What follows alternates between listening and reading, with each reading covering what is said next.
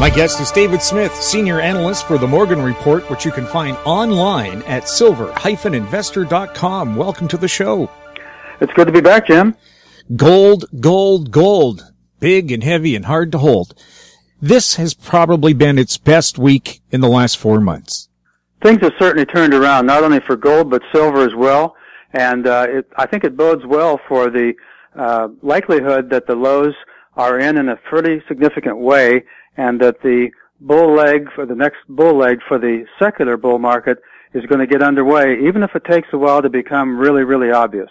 David, you talked to us last week about what you thought was going to happen with gold and silver, and sure enough, we have audio proof that you were bang on with your prediction at talkdigitalnetwork.com. David, maybe reflect a little bit more on what you said last week and how that's all playing out now. Well, you know, this is pretty fascinating, and I want to give credit at the outset where credit is due, because the day that we're speaking of was June 5th, which was a Thursday before last, and over the weekend I got a call from the executive producer at House Street, and he said, "Did you notice what the charts look like for gold, silver, and the U.S. dollar on Thursday?"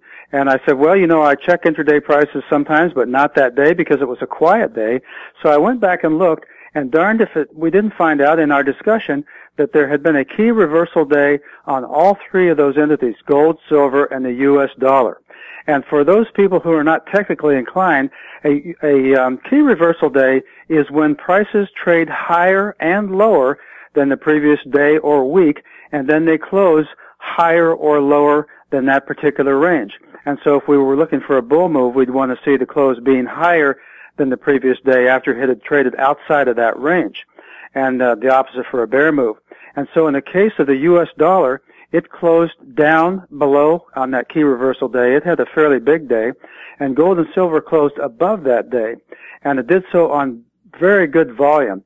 And I think the reason not only I, but probably a lot of other people may have missed it is because it was trading within a fairly narrow range. Prices had been pretty quiet for quite a while.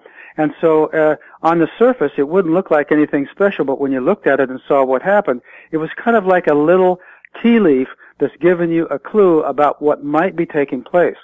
And so you and I talked about it the week following, and it was posted, as you mentioned, where readers can go back and listen to that discussion.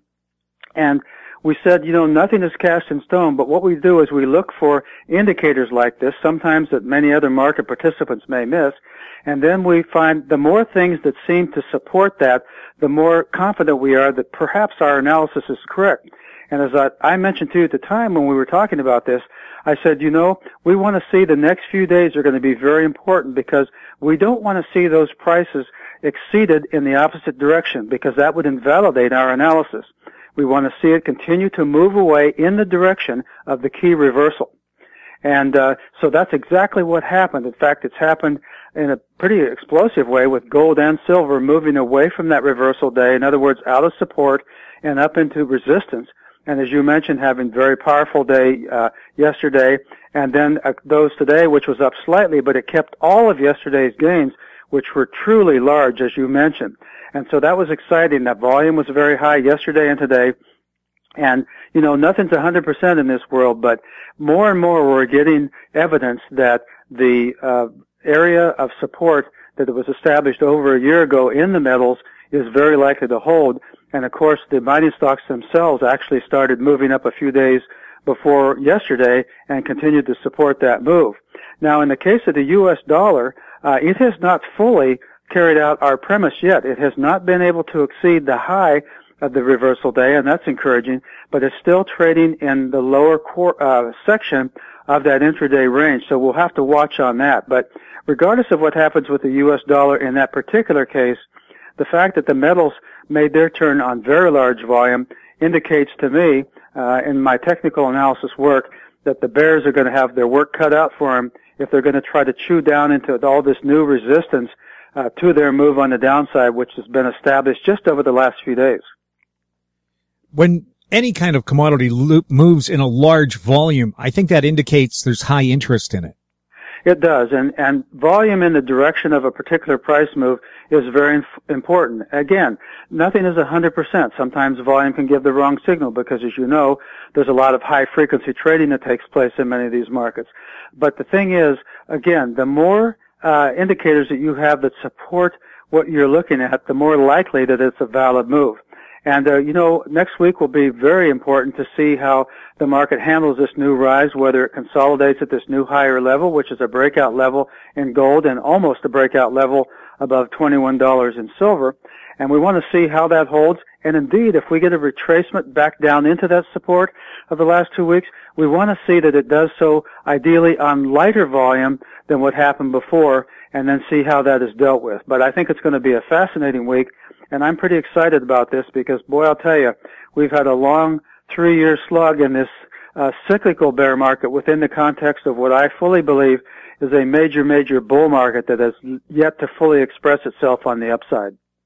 Earlier on the show, Ross Clark from CIBC Wood Gundy felt that perhaps gold might hit 1430 to 1470 this year.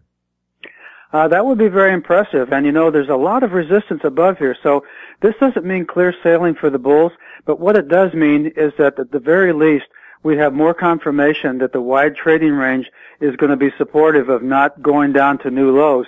Or if it does, it's more and more likely that if those lows are penetrated, they'll be on a spike basis where prices go down briefly and then turn around, because it uncovered so much buying here where we were, and it wasn't even at new lows. It was in the moderately low part of the position, that it really gives credence to the fact that anytime prices dip down into that area, there are buyers ready to scoop up the metal and also the mining shares.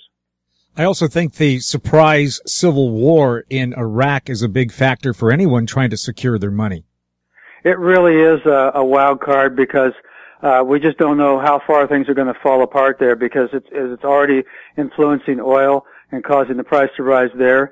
Inflationary expectations, I'm paying north of $4 a gallon for gas. And I think, I don't know if we're that way across the country yet, but I think we're getting there.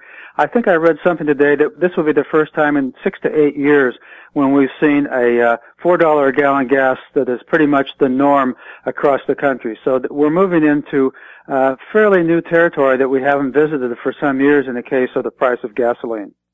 Wow, you're getting a break on the price of gas. Try Vancouver, where it's $1.55 a liter if you're lucky, and that would translate easily into $7 a gallon. Well, it looks like we're going to see at least high, if not higher, oil prices for some time to come. And this is really kind of amazing in spite of all the drilling that's gone on in the States in terms of fracking for natural gas and also the shale deposits for oil. So it just seems like no matter how much they drill out of the ground, the demand just keeps going up. And for more information, check out the Morgan Report at silver-investor.com. I'm Jim Goddard for Phil Mackesy. We're back next week with more This Week in Money. This Week in Money is a production of Howe Street Media Incorporated.